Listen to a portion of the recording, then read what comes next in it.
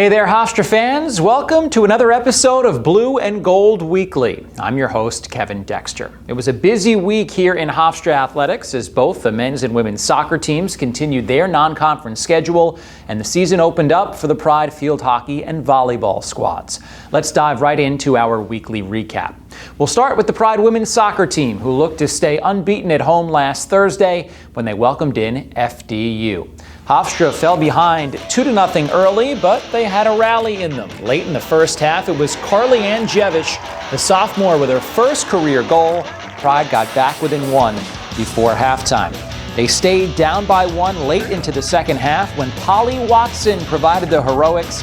Out in front, she puts it home to tie the game, her first goal in a Pride uniform. Hofstra rallies for a 2-2 draw. They're now 3-1-1 on the season. Just one game this week for the Pride. They're back at Captain's Field on Saturday for a 1 o'clock start against Loyola, Maryland. The men's soccer team hit the road on Sunday, falling to Binghamton 1-0. They are now 1-2 to start the season. Hofstra opens up CAA play this weekend with a matchup at Northeastern on Saturday night at 6 o'clock. Well, the Pride volleyball team was also at Binghamton on Sunday, and they came out victorious in their first match of the season. It was a 3-set sweep for the Pride, defeating the Bearcats 25-15, 25-13, and 25-16. Isadora Stagely led the way with 12 kills and 8 digs. Clara Ball chipped in 9 kills, and Nina Gioshvili-Rava tallied 29 assists and 7 digs in her Hofstra debut. The Pride will play at the Black Knight Invitational at Army this weekend, with matches against Army, Ryder, and Binghamton. The Hofstra field hockey team also opened the season this weekend. They lost their season opener at Albany on Friday, 3-2. Hofstra goals were scored by Kelly Levengood and Teresa Karoff. But they bounced back for their first win of the year here at home on Sunday against Sacred Heart. First, it was Gwen Van Dyke with her first career goal. That gave Hofstra a 1-0 lead in the third quarter. And then in the fourth, Teresa Karoff with her second goal in as many games. She added to it on the penalty stroke. Pride beat the Pioneers 2-0. Hofstra is back here at home to play Ryder on Friday before visiting Bryant on Sunday. Well, it is year 2 at the helm for Hofstra field hockey head coach Hillary Fitz. I had a chance to sit down with Coach Fitz a few weeks ago for a season preview. Head coach Hillary Fitz entering year number 2 as the head coach here of the Hofstra field hockey program. Coach, what's the biggest difference for you now going into year 2 compared to last year? I think something of last year's, I jumped in pretty late in the process, so didn't have too much time to really see a full development of players. It was pretty much jump into the culture, jump into the structural play, tactical play.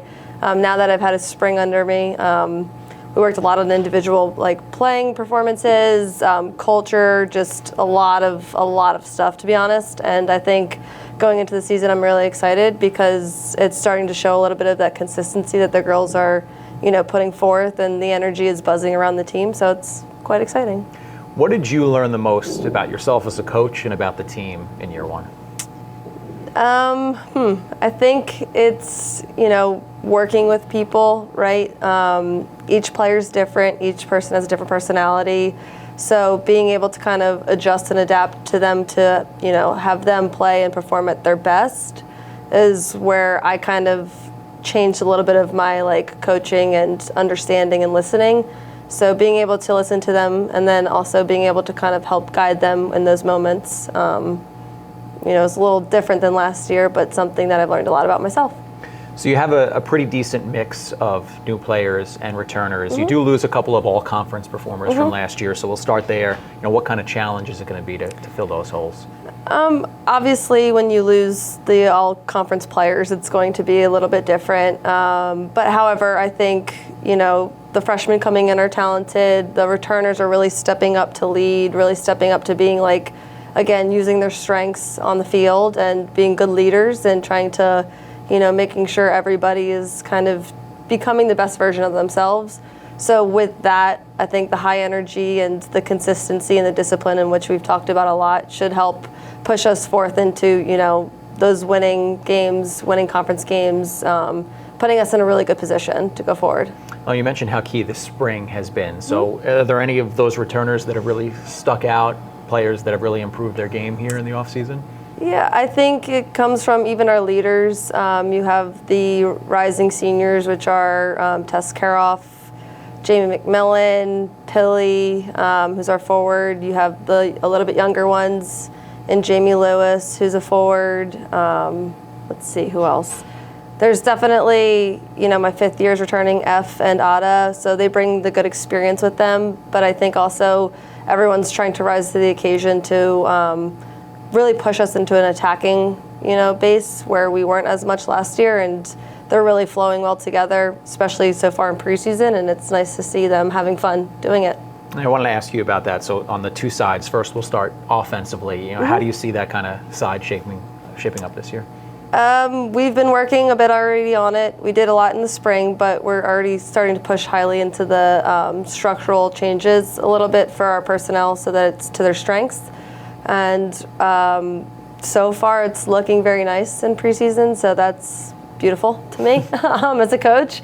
And then I think just keep pushing as much as we can in that space, and a little bit of some change in our tactical and structural changes as well will kind of cater to our current personnel with our experienced backfield, and then our middies and our forwards are a little bit more of the mix of newbies and returners. So I think it'll be a nice, very attacking mindset for the start of our season, and hopefully continuing to have that grow and get better and better each game. And to that point, some of the players you mentioned before on the back end are the experienced players. So how is that going to help, really get you guys off to a good start? I think they've already stepped up, helping, freshmen who might have questions, working with how we're going to try to reshape a little bit of that when we're playing large scale scrimmages so far. And, I think experience in itself really, really helps when it comes to navigating those in front of you.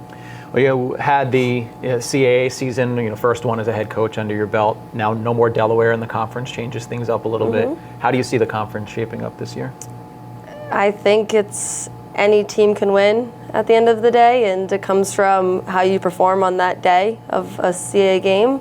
And I think our schedule is going to help lead us into performing well during those conference games, and the consistency and the discipline in which we're going to continue work every day, and every practice and every game is just going to make us better to being prepared for that conference. As you're about to get started in this 2025 season, what is your key to a successful year?